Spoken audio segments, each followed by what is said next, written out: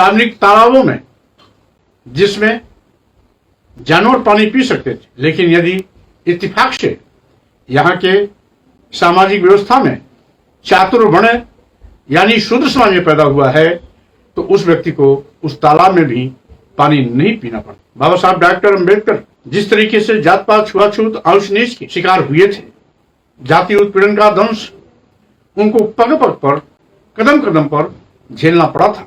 बुद्धं शरणं गच्छामि, धम्मं शरणं गच्छामि, संघं शरणं गच्छामि के रास्ते पर चलना होगा। यानी बौद्ध धर्म ही एक ऐसा धर्म है जो करुणा, मैत्री, बंधुत्व पर आधारित है।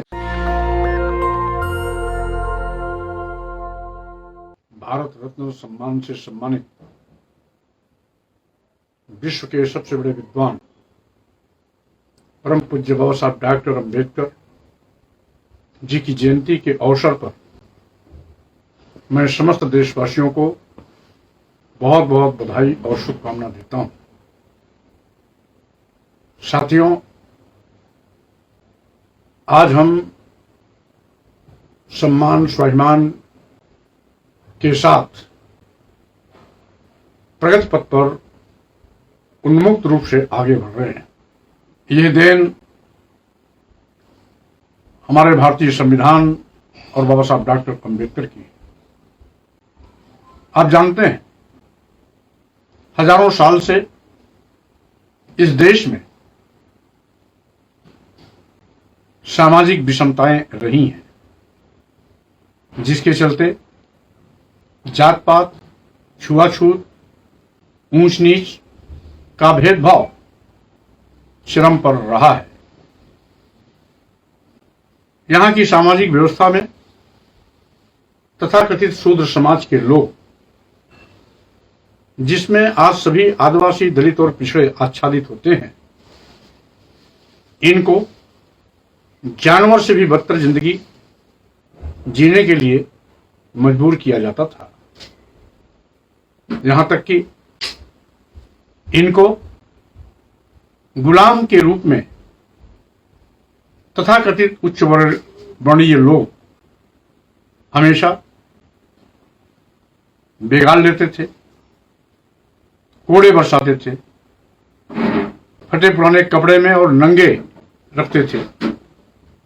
यहां तक कि इन्हें जूठा बचा खुचा अन्न खाने के लिए देते थे। कपड़े फटे पुराने होते थे, सोने के लिए पुआल या उसकी खटिया होती थी। यही नहीं, गुलामी करना ही इनकी नीयत बन गई थी, क्योंकि तथाकथित उच्च वर्गीय लोग इनको गुलामी करने के लिए ही पैदा हुए हैं, ऐसा कहते थे। यहां तक कि जीवन स्तर इतना नारकीय बन गया था कि इनको आम रूप से सार्वजनिक रास्तों पर खुलने चलने फिरने का भी अधिकार नहीं था। जब ये सार्वजनिक रास्ते पर कभी चलते थे तो आगे कमर में घंटी बांधते थे, जिससे कि उच्च वर्गीय लोग उस घंटी की आवाज सुनकर के समझ जाएं कि कोई शूद्र आ रहा है, उससे अलग हो जाएं, अन्यथा उसकी परछाई पड़ने से उन्हें अपवित्र होने का भय रहता था। पीछे कमर में झाड़ू बांधते थे, इसलिए कि वो शूद्र जिस रास्ते से जाए उसके पैर के निशान मिटते जाए, जिससे कि उच्च वर्गीय वर्ग के लोग जब उस रास्ते पर जाएं तो उसके पैरों पर उनका पैर न पड़े, अन्यथा उन्हें छूत की बीमारी लग जाती थी। यहां तक कि गले में हाड़ी बांध करके चलने के लिए मजबूर होना पड़ता था, इसलिए कि वो शूद्र यदि सार्वजनिक रास्ते पर थूकेगा तो उच्च वर्गीय लोग उस पर पैर पड़ने से कहीं ना कहीं अपवित्र हो जाएंगे। इसलिए उस शूद्र समाज के व्यक्ति को राह चलते यदि थूकने की आवश्यकता होती थी तो हाड़ी में ही थूकता था, जिससे कि उच्च वर्ग के लोग अपवित्र न हो।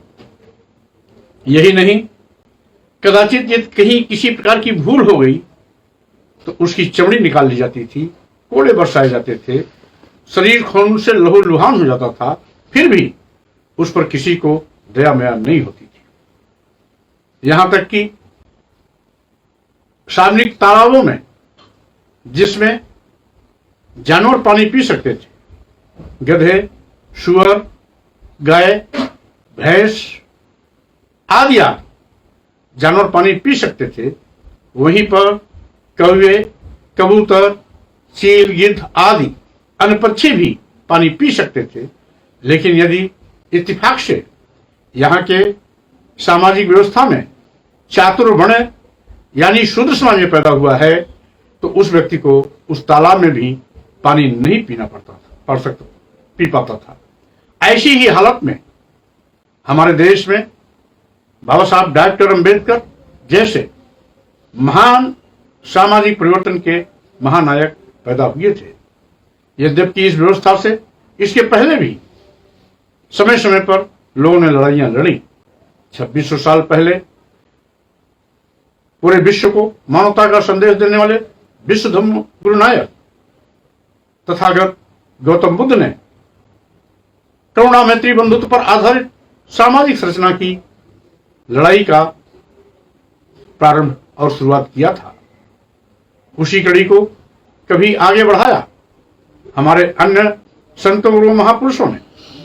संत शिरोमणि रविदास, महान संत कबीर, गुरु नानक, संत गाडगे, संत घासीराम आदि संतों गुरुओं ने इस परंपरा को आगे बढ़ाई।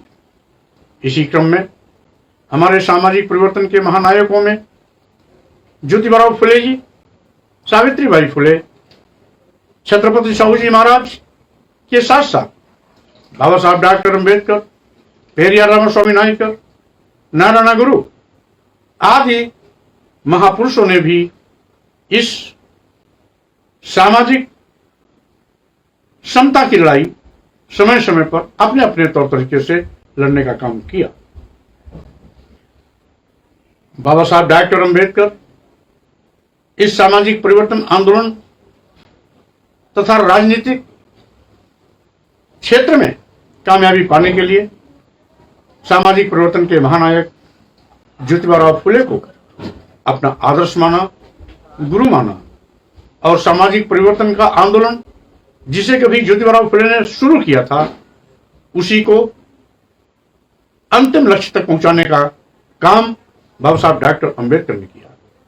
आजीवन संघर्षों में उनका जीवन गया। यहां तक कि शूद्र समाज के लोगों को तालाब में पानी पीने के लिए महार तालाब जैसा आंदोलन भी करना पड़ा। आज ये इत्तेफाक है कि बाबा साहब डॉक्टर अंबेडकर को देश की आजादी के बाद संप्रभु राष्ट्र भारत का संविधान बनाने का मौका मिला। जो संविधान निर्मात्री समिति रही उसके अध्यक्ष के रूप में बाबा साहब डॉक्टर अंबेडकर को यह महती जिम्मेदारी मिली। यद्यपि उनके साथ में उस संविधान निर्मात्री समिति में और से बहुत विद्वान सदस्य थे, लेकिन बहुतायत काम बाबा साहब डॉक्टर अंबेडकर को अकेले ही करना पड़ा। यहां तक कि बाबा साहब डॉक्टर अंबेडकर जिस तरीके से जात पात, छुआछूत, आउस नीच के शिकार हुए थे, जाति उत्पीड़न का दंश उनको पग पग पर, कदम कदम पर झेलना पड़ा था। लेकिन उनकी महानता है कि जब वो संविधान बनाने लगे तो किसी भी प्रकार का ईर्ष्या, द्वेष भावना या मलाल उनके मन में नहीं था। न ही उनके मन में किसी प्रकार की बदले की भावना थी। वो चाहते तो बदले की भावना से कुछ ऐसे लोग जिन लोगों ने हजारों साल से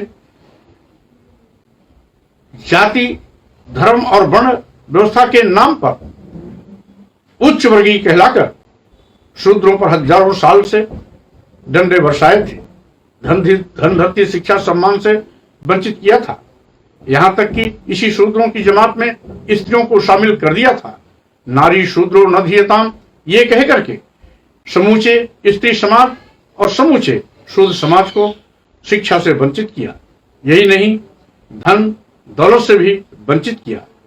और यही कारण है कि आज जब बाबा साहब डॉक्टर अम्बेडकर को भारतीय संविधान तैयार करने का अवसर मिला तो उन्होंने बड़ा दिल कर, बड़ी सोच के साथ सबको समान रूप से सम्मान देते हुए समता आधारित, करुणा, मैत्री, बंधुत्व आधारित समाज की रचना कर सबको समान अधिकार दिया, समता का अधिकार दिया।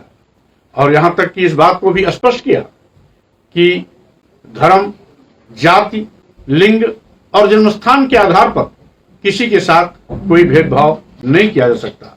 यानी इसके आधार पर न कोई ऊंच हो सकता है, न कोई नीच हो सकता है, न कोई छूत है, न कोई अछूत है, न कोई बड़ा है, न कोई छोटा है। यानी सभी समान हैं, बराबर हैं, सबको बराबर का हक, अधिकार, सम्मान और स्वाभिमान पाने का पूरा उसे मौलिक अधिकार के रूप में हमेशा हमेशा के लिए अधिकारों से लैस किया। ऐसे महान नेता जिन्होंने सामाजिक, राजनीतिक, आर्थिक, धार्मिक सभी क्षेत्रों में एक क्रांति की। सामाजिक, राजनीतिक अधिकारों से तो लैस किया ही किया, लेकिन भारतीय संविधान जिस समय देश के प्रथम राष्ट्रपति डॉक्टर राजेंद्र प्रसाद जी को वो सौंप रहे थे, उस समय ये कहा था, यद्यपि हम राजनीतिक रूप से पूर्ण रूप से आजाद तो हो गए हैं, लेकिन अभी सामाजिक और आर्थिक आजादी लेनी बाकी है। इस दिशा में हमारे आने वाली पीढ़ी को काम करने की आवश्यकता है। हम समुन्नत रूप से भारत का सिर ऊंचा तभी कर पाएंगे जब सभी लोगों में राजनीतिक, सामाजिक, आर्थिक सभी प्रकार की बराबरी का दर्जा मिलेगा। यही नहीं, उन धार्मिक क्षेत्र में भी हमारा मार्गदर्शन किया।